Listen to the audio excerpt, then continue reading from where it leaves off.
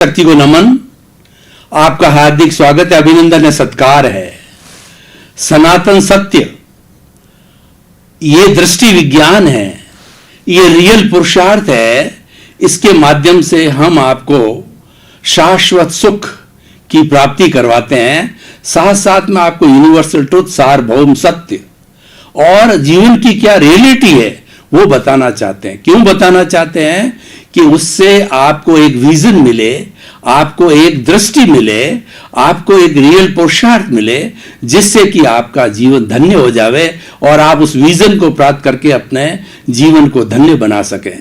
तो ये सारा कार्य हम अलग अलग एपिसोड्स के माध्यम से करते हैं। तो आज बहुत सुंदर एपिसोड लेकर के आपके सामने प्रस्तुत हो रहे हैं। आज का हमारा विषय है अहिंसा सब भूय खेमं करी। भाई और बहनों, बहुत ही सुंदर विषय है अहिंसा। अहिंसा का अर्थ है किसी भी प्राणी को कष्ट न देना। किसी भी प्राणी, जो भी जीवित प्राणी है, एक इंद्रिय, द्वेंद्रिय, त्रिंद्रिय, पंचेंद्रिय, नरक गति, तिर्यंज गति, मनुष्य गति, देव गति, जितने भी जीवित प्राणी हैं, उन जीवित प्राणियों को किसी प्रकार का कष्ट नहीं देना, मारना नहीं, प्रताड़ना नहीं, उनको आतंकित नहीं करना, उनको दुख नहीं देना, मन से नहीं देना, वचन से नहीं देना, शरीर से नहीं देना, और हिंसा करनी नहीं, करवानी नहीं, और जो कर रहा है उसकी अनुमोदना करनी नहीं। ये सारा अहिंसा का कार्य है। अहिंसा सब भूय खेमं करी। अहिंसा प्राणी मात्र का हित करने वाली है। इसीलिए अहिंसा को मां का दर्जा दिया है। मां अपनी संतान का कभी भी अहित नहीं चाहती है और सबकी रक्षा करती है। तो इसीलिए उस मां को, जो कि प्राणी मात्र का भरण पोषण करती है, प्राणी मात्र की सुरक्षा करती है और सबकी हितकारिणी है, तो उसको हमें कितनी बड़ी तवज्जो दी जानी चाहिए।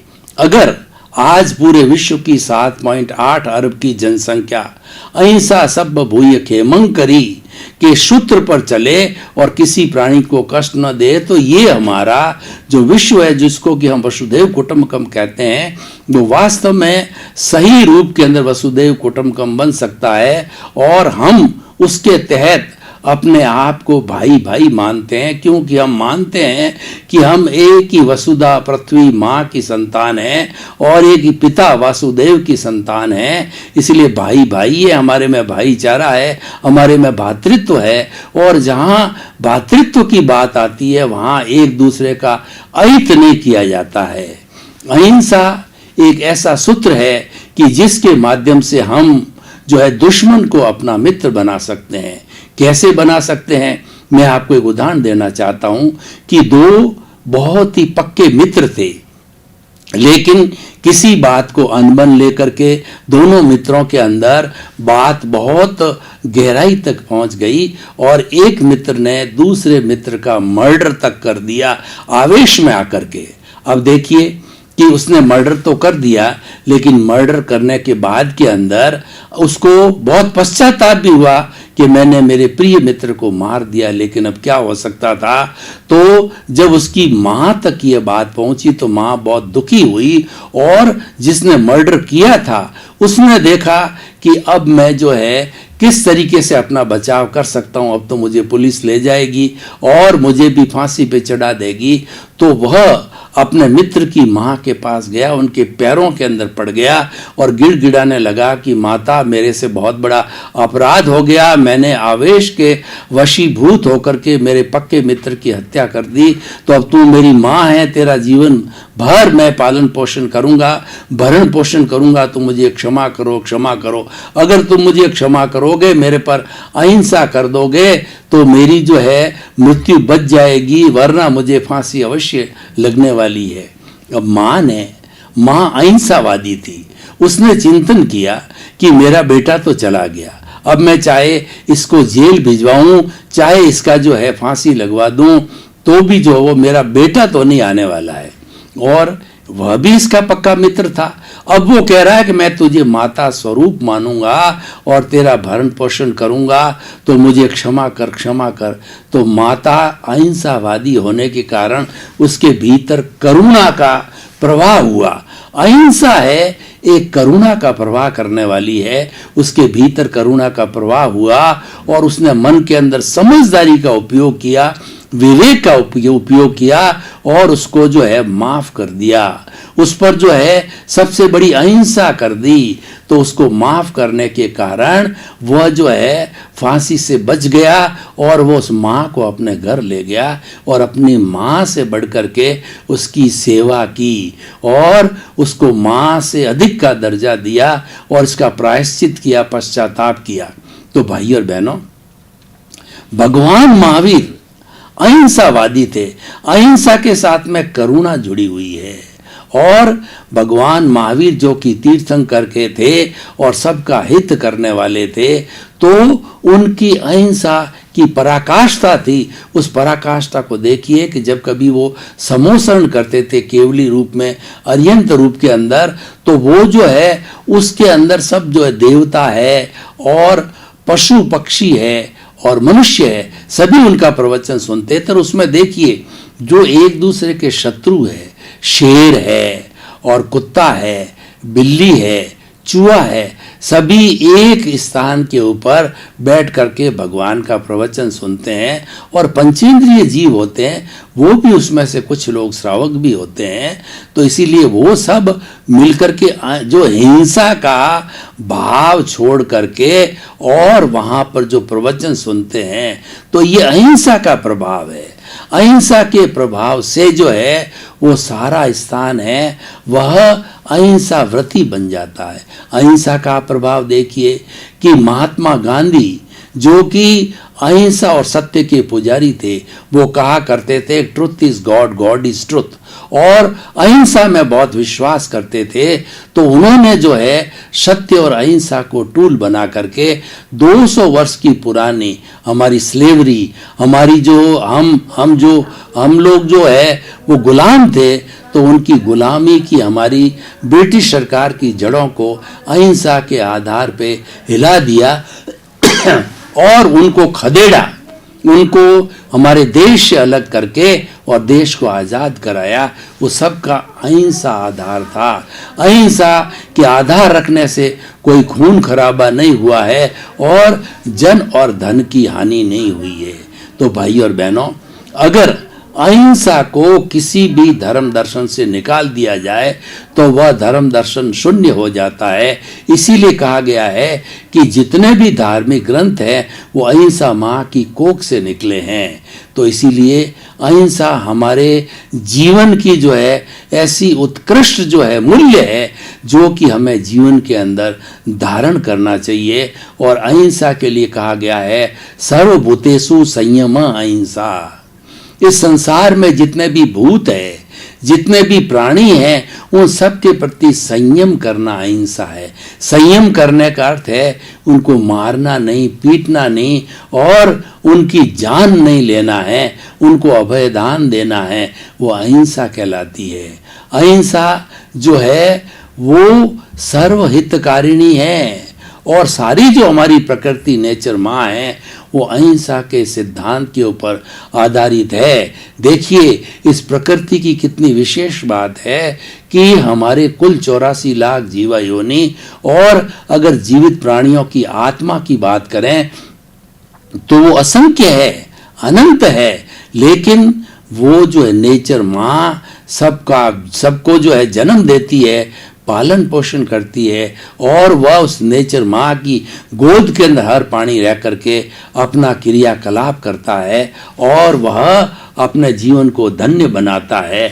तो ऐसी अहिंसा, ऐसी जो हमारी प्रकृति माँ है वो अहिंसा के सिद्धांत के ऊपर आधारित रहती है। वो किसी का बुरा नहीं करती और सबको समान भाव से देखती है। जो व्यक्ति अहिंसावादी होता है वो किसी का शोषण नहीं करता, किसी की हत्या नहीं करता और किसी को परेशान नहीं करता। वो तो सबको एक समान समझता है और सबको आत्मतुलावत समझता है। जैसी अपनी आत्मा होती है वैसी आत्मा वो सभी की समझती है। अहिंसा का एक ऐसा सिद्धांत है जो जो कि पूरे विश्व के अंदर लागू हो सकता है। और बड़ी प्रसन्नता की बात है कि महात्मा गांधी के जन्मदिन 2 अक्टूबर को हमारे यूनाइटेड नेशन ऑर्गेनाइजेशन है, जो कि पूरे विश्व के 210 कंट्रीज का प्रतिनिधित्व करता है, तो उन्होंने जो है वो अहिंसा 2 अक्टूबर को प्रतिवर्ष अंतर्राष्ट्रीय अहिंसा दिवस मनाया है। अहिंसा को अगर लागू किया जाता है, अगर अहिंसा को अंतर्राष्ट्रीय धर्म के रूप में अगर माना जाता है, तो आज जितना पूरे विश्व के अंदर जखीरा इकट्ठा हुआ पड़ा है, जो कि 7 मिनट में 7.8 अरब की जनसंख्या को भस्मीभूत कर सकता है, वो अहिंसा के सिद्धांत के माध्यम से, निशस्त्रीकरण के माध्यम से जो है उस जखीरे को खत्म किया जा सकता है। क्योंकि आज समस्त देश डरे हुए हैं, वो भयभीत है, इस कारण से वह वो लोगों को डर दिखाने के लिए वो जखीरा, अणु बम, एटम बम, मिसाइल्स और भी कई तरह के लड़ाकू विमान वगैरह इकट्ठा करता है। और प्राय हर देश 75% से अधिक अपना जो बजट है वह सिक्योरिटी के ऊपर लगाता है, सुरक्षा पर लगाता है, और पीछे इतना कम बजट बचता है कि व्यक्ति की जो है वो हमारा दूसरे जो डेवलपमेंट के कार्य पूरे नहीं हो सकते हैं, और हमारी ये गरीबी दूर नहीं हो सकती है। अगर जो धन हम सिक्योरिटी पर खर्च करते हैं उसको जनता के डेवलपमेंट पर, सस्टेनेबल डेवलपमेंट, जनता की भलाई के लिए, जनता के विकास के लिए लगाया जाता है, तो जनता को बहुत बड़ी सुविधा मिल सकती है। लेकिन भय के कारण जो है, सिक्योरिटी के कारण जो है, हर देश वो सारा पैसा, सिक्योरिटी बजट है, वो सिक्योरिटी पर खर्च कर रहा है। देखिए, जो व्यक्ति अहिंसावादी होता है वो अभय होता है। अहिंसा और अभय का जोड़ा है। अहिंसा अभय देती, उसको कोई डर नहीं होता है। जो हमारे महात्मा लोग हैं, ऋषि मुनि हैं, हमारे मॉन्क्स नन्स हैं, वो लोग जिन्होंने की परमार्थ का रास्ता ले लिया है, उन्होंने लोक कल्याण की भावना से प्रेरित होकर के संन्यास ग्रहण किया है। उनके लिए कहा गया है कि चाह गई चिंता मिटी और मनुआ बेपरवाह, जिनको कुछ न चाहिए वही शहंशाह। उनको शहंशाह कहा जाता है, और वो ऐसे शहंशाह है कि भारत का राष्ट्रपति, और चाहे कितना ही बड़ा कुबेरपति, कितना ही बड़ा विद्वान, कितना ही बड़ा व्यक्ति हो, वो जो है वो साधु के चरणों में नतमस्तक होता है। क्योंकि ये त्याग को नमन है, ये उनके चरित्र को नमन है, ये उनकी जो है अहिंसावादी नीति को नमन है, ये उनके परमात्मा पद को जो है नमन है, जो कि सबका कल्याण चाहते हैं। तो भाइयों और बहनों, अहिंसा एक ऐसा विषय है जिसके ऊपर हम घंटों पर चर्चा कर सकते हैं। अगर हमारे परिवार के अंदर अहिंसा का सूत्र लागू किया जाए तो कोई किसी को परेशान नहीं करेगा, और किसी के प्रति बुरे भाव नहीं रखेगा, और किसी के प्रति जो है वो कहना चाहिए दोष नहीं निकालेगा, अभिप्राय और ओपिनियन नहीं देगा, और किसी को दुख नहीं देगा। क्योंकि ये अहिंसा का एक चमत्कार होता है। अहिंसा से हमारे परिवार अच्छे बनते हैं, परिवार के बीच में प्रेम बढ़ता है, और अहिंसा को अगर हमारे समाज में लागू किया जाए तो वह समाज एक आइडियल समाज, एक आदर्श समाज होता है। क्योंकि अहिंसा के अंदर ऐसी योग्यता है कि ये समता को पैदा करती है, ये विषमता को घटाती है। क्योंकि अहिंसा के अंदर निस्वार्थ की भावना होती है। अहिंसा में किसी के बुरे चिंतन की बात नहीं होती है। अहिंसा परमार्थ और जो परार्थ का रास्ता है, ये जो है मनुष्य को दूसरे के भले करने की प्रेरणा देता है। तो इसीलिए अहिंसा को जीवन का एक अंग बनाना चाहिए, और अहिंसा अपने आप में बहुत ही चमत्कारी होती है। क्योंकि अहिंसा के क्या जो है पालन करने से राग द्वेष की कमी होती है। वो राग द्वेष हमारा ज्ञान है। वो राग द्वेष कैसे पैदा होता है? अहंकार, कि जब हमारी मूल स्वरूप आत्मा है और उसके साथ में जड़ पदार्थ जो ये पौद्गलिक पदार्थ शरीर है जो कि बिल्कुल जड़ है, दोनों जो है दोनों का आपस में मिलन होता है तो एक तीसरी चीज पैदा होती है, वो कहलाता है अहंकार, वो कहलाता है राग द्वेष। तो ये राग द्वेष बीच में खड़ा हो गया, ये माया है, ये अज्ञान है। इसी कारण से जो व्यक्ति भ्रमित होकर के और वह कर्ता भाव से और वह जो है अपने आप को कर्ता मानने के कारण वह नए कर्मों का बंधन करता है और 84 लाख जीवा योनि में घूमता रहता है। अतः भाई और बहनों, ये अहिंसा एक बहुत बड़ी साधना है। हमारे जो जैन साधु होते हैं वो पूर्ण रूपेण अहिंसावादी होते हैं। पूर्ण रूपेण अहिंसावादी का अर्थ होता है कि वो 9 कोटिक त्यागी होते हैं। उनके हिंसा करनी नहीं, करवानी नहीं, अनुमोदनी नहीं, मन से, वचन से, काया से 9 कोटिकता का जो है उनके कहना चाहिए त्याग रहता है। 9 कोटि का नियम होता है, उनके ओथ होती है, तो उनके वो होती है, तो वो उसका पालन करते हैं।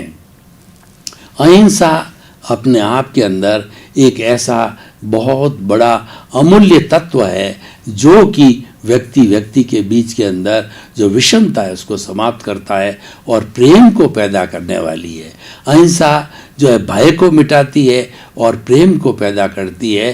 प्रेम के लिए जो है हमारे जो कवि हुए हैं कबीरदास जी, उन्होंने बहुत ही सुंदर कहा है कि पोथी पढ़ पढ़ जग मुआ और पंडित भया न कोय, ढाई आखर प्रेम का पढ़े सो पंडित होए। उन्होंने कहा कि बहुत बड़े बड़े ग्रंथ पढ़ लिए, उनको रट लिया, उन पर जो है भाष्य और टीका कर ली और बहुत बड़ा विद्वान बन गया, लेकिन वह व्यक्ति मात्र विद्वान है। उसको अगर पंडित बनना है, उसको विवेक जागृत करना है, उसको जो है प्रज्ञा चक्षु और जो स्थित प्रज्ञ बनना है, तो उसको जो है प्रेम का पाठ पढ़ना पड़ेगा। प्रेम का संबंध है अहिंसा से है। भगवान महावीर और भगवान बुद्ध पूर्ण रूपेण अहिंसावादी थे। भगवान महावीर ने अहिंसा का इतना प्रचार प्रसार किया कि उन्होंने जो है वह किसी प्राणी को किसी प्रकार का कष्ट न हो, वो अहिंसा की सूक्ष्म तक व्याख्या करने वाले थे, उनका प्रवचन देने वाले थे।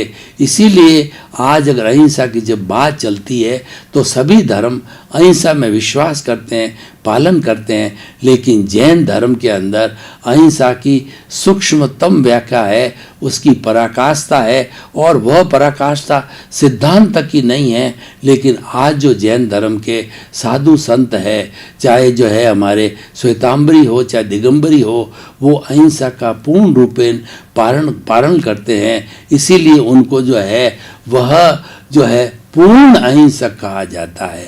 पूर्ण अहिंसक का जो दर्जा होता है वह एक बहुत बड़ा दर्जा होता है और वो समाज के सामने एक आदर्श होता है, एक आइडियल होता है। इसीलिए ऐसे जो साधु संत जो पूर्ण रूपेण अहिंसा का पालन करते हैं वो हमारे बहुत बड़े हितकारी है। उनके मन में संभाव रहता है, उनके मन के अंदर जो है किसी के प्रति बुरा भाव नहीं होता है। तो भाई और बहनों, अब हम निष्कर्ष की भाषा में बात करें कि अहिंसा सब भूय खेमं करी। अहिंसा जो है वह सबका कल्याण करने वाली है। तो ऐसी माँ कि जो है वो अगर हम उपासना करते हैं और ऐसी माँ का जो है हम जीवन के अंदर धारण करते हैं तो मनुष्य को कोई भी तकलीफ किसी भी लेवल पर नहीं आ सकती है। और ऐसा व्यक्ति परिवार का प्रिय हो जाता है, समाज का प्रिय हो जाता है और अंतर्राष्ट्रीय स्तर पर भी वो प्रिय हो सकता है, क्योंकि वह अहिंसा का साधक है। तो अहिंसा परमो धर्म के रूप के अंदर माना गया कि सबसे बड़ा धर्म है वो अहिंसा धर्म है, क्योंकि अहिंसा में किसी के अहित की बात नहीं की गई है और किसी का जो है अहित पहुंचाने की बात, किसी को नुकसान पहुंचाने की बात नहीं कही गई है। जो लोग अहिंसावादी होते हैं वे लोग जो है वो जो अभय होते हैं और साथ साथ में ऐसे लोगों के पास में जो है अपनी समस्या का समाधान लेने के लिए कोई भी व्यक्ति दिल खोल करके बात कर सकता है। इसीलिए जो हमारे शुद्ध साधु होते हैं, जो हमारे सद्गुरु होते हैं, उनके सामने हमारी भूलों का, हमारे प्रायश्चित का, हमारे द्वारा की गई गलतियों की हम आलोचना करते हैं और उनसे दंड प्राप्त करते हैं, क्योंकि वो अहिंसावादी है। वो हमारे सुधार में विश्वास करते हैं और अहिंसा का पालन करने से हमारे भीतर सुधार होता रहता है, क्योंकि अहिंसा के अंदर जो है सुधार की प्रक्रिया है। पाप को जो है वो पापी को नहीं, पाप को मारा जाए। यानी हमारा जो पाप हो गया है या किसी के साथ में हमने पापकारी व्यवहार की है, तो हमें आलोचना, प्रतिक्रमण और प्रत्याख्यान करना चाहिए। आलोचना का मतलब ये, हमने किसी को कष्ट दिया है, दुख दिया है, तो हमें स्वीकार करना चाहिए कि ये किसी भी प्राणी को जो है वो कष्ट दिया, वो मेरे द्वारा दिया गया है, मैं इसको स्वीकार करता हूँ। और प्रतिक्रमण का अर्थ होता है आप आलोचना करो अपनी कि मैंने बहुत गलत काम किया, हे मेरे भीतर विराजमान शुद्ध आत्मा भगवान, या सामने वाले जिसको कष्ट दिया है उसके भीतर विराजमान शुद्ध आत्मा भगवान, क्योंकि सबके शुद्ध आत्मा एक जैसे हैं। जो डिफरेंस नज़र आ रहा है वो अपने कर्मों के कारण होता है। तो उनको जो है, जब हम जो है वो उनकी स्मृति के अंदर और उनके जो है वो प्रेजेंस के अंदर हम ये आलोचना, प्रतिक्रमण करते हैं और उनसे शक्ति मांगते हैं कि मुझसे ये फिर से गलती न हो, मुझे क्षमा करो, क्षमा करो। इसीलिए आलोचना, प्रतिक्रमण, प्रत्याख्यान का हमारी आत्मशुद्धि के लिए, हमारे शोधन के लिए बहुत बड़ा स्थान है। तो भाई और बहनों, अहिंसा व्यक्तिगत भला करने वाली है, सामाजिक दृष्टि से भला करने वाली है, वैश्विक दृष्टि से भला करने वाली है। आज हम थोड़ा सिनेरियो देखें कि आज हमारे समाज में अहिंसा का जो है बहुत विघटन हुआ है और हिंसा बहुत हुई है। घरेलू हिंसा को लीजिए, सामाजिक हिंसा को लीजिए, राष्ट्रीय हिंसा को लीजिए, वैश्विक हिंसा को लीजिए, चारों तरफ हिंसा का तांडव नृत्य चल रहा है कि लोग जो है वो अपना घेराव करते हैं। लोग हमारे देश की जो है संपत्ति उसको जला देते हैं, छोटे छोटे कारणों के कारण है, और आतंकवाद फैल रहा है और व्यक्ति आज बहुत असुरक्षा महसूस कर रहा है। और उस सब असुरक्षा का कारण यह है कि लोगों ने अहिंसा के रास्ते को छोड़ दिया और वो हिंसक बन गए। जैसे कि शेर होता है वो हिंसक होता है, लेकिन हिंसक शेर की भी अपनी एक विशेषता होती है कि जब तक शेर भूखा नहीं होता है वो किसी पर झटपता नहीं है और किसी पर जो है, किसी का जो है वह कहना चाहिए मारता नहीं है, क्योंकि जो भूखा होगा जब ही झपटेगा और उसका पेट भरा हुआ है तो कभी किसी पर नहीं झपटेगा। लेकिन इंसान को देखिए कि चाहे वो भूखा है, चाहे उसका पेट भरा हुआ है, तो उसकी जो है वो आकांक्षाएं हैं, उसकी जो तृष्णा है उस पर कोई अंकुश नहीं है। चाहे कितना ही संग्रह उसके पास हो फिर भी वो जो है संग्रह करता ही रहता है, क्योंकि ये लोभ की प्रवृत्ति का परिचायक है और लोभ की प्रवृत्ति है कहीं न कहीं हिंसा से जुड़ी हुई है। चारों हमारे क्रोध, मान, माया, लोभ है, इनका संबंध हिंसा से है और इनको हम अगर डाउन करते हैं, क्रोध, अहंकार, माया, लोभ का हम शुद्धिकरण करते हैं, इसको घटाते हैं, तो संभाव की स्थिति बढ़ने लगती है और संभाव की स्थिति है वो अहिंसा की स्थिति कहलाती है। और जो राग द्वेष की स्थिति है वो हिंसा की जो स्थिति कहलाती है। इसीलिए हमें अपने व्यक्तिगत जीवन के अंदर अहिंसा को और अहिंसा परमो धर्म को जो है बहुत उच्च आदर दिया जाना चाहिए और बहुत उच्च स्थान दिया जाना चाहिए। और हम लोग ग्रस्त हैं, हम समाज में रहने वाले हैं, तो हम परस्परोपकारो जीवानाम, हम एक दूसरे का जो है सहयोग करें। हमारा जीवन सबका रिलेटिव जीवन है, एक दूसरे के बिना किसी का काम नहीं चलता है और हम सापेक्ष जीवन जो है जीते हैं और हम live and let others live के आधार के ऊपर हमारा समाज चलता है। तो ये परस्परोपकारो जीवानाम और live and let other live अहिंसा की भावना से जुड़ा हुआ है। कहीं न कहीं इसमें अहिंसा की भावना कार्य करती है, क्योंकि अहिंसा जो है वो एक हमारे जीवन का बहुत बड़ा मूल्य है और उस मूल्य को प्राप्त करना है। और जो व्यक्ति जितना जागृत रह करके उस मूल्य को प्राप्त करेगा तो उसका जीवन धन्य होगा और वह समाज का एक अच्छा व्यक्ति बन जाएगा। तो भाई और बहनों, आइए हम अहिंसावादी बने और जीवन के हर क्षेत्र के अंदर अहिंसा को स्थान दें, चाहे वो हमारा सामाजिक क्षेत्र हो, राजनीतिक क्षेत्र हो, पारिवारिक क्षेत्र हो, वैश्विक क्षेत्र हो और किसी तरह के अंदर जब अगर हम अहिंसा देवी की स्थापना हमारे कार्यालय के अंदर, हमारे कर्म क्षेत्र के अंदर स्थापित कर देते हैं तो हमारे में किसी प्रकार की बुराई नहीं आ सकती है, क्योंकि सब बुराइयों को हरने वाली अहिंसा माँ है, अहिंसा की देवी है। तो उस अहिंसा की देवी को अपने प्रतिष्ठान के अंदर आप स्थापित कीजिए और उनकी प्रतिष्ठा करके, प्राण प्रतिष्ठा करके और उनको अपने प्रतिष्ठान के अंदर स्थान दीजिए, ताकि कि हमारी किसी भी तरह की बुराई है वो आगे पनप नहीं कर सके। अहिंसा का माध्यम लेने पर हमारे जितने भी नकारात्मक भाव है वो भी तिरोहित होते हैं और जितने जितने नकारात्मक भाव हमारे जीवन में आते हैं उन सब का कारण कहीं न कहीं गहराई के अंदर बदला है और हिंसा की भावना है, प्रतिस्पर्धा की भावना है। इसी कारण से जो है ये पैदा होता है। तो भाई और बहनों, हमें अहिंसा सब्ब भूय खेमं करी इस सिद्धांत के अंदर विश्वास करना चाहिए, इसका पालन करना चाहिए और इसको जीवन के अंदर आत्मसात करना चाहिए, जिससे हमारा व्यक्तिगत जीवन अच्छा होगा, पारिवारिक जीवन अच्छा होगा, सामाजिक जीवन अच्छा होगा।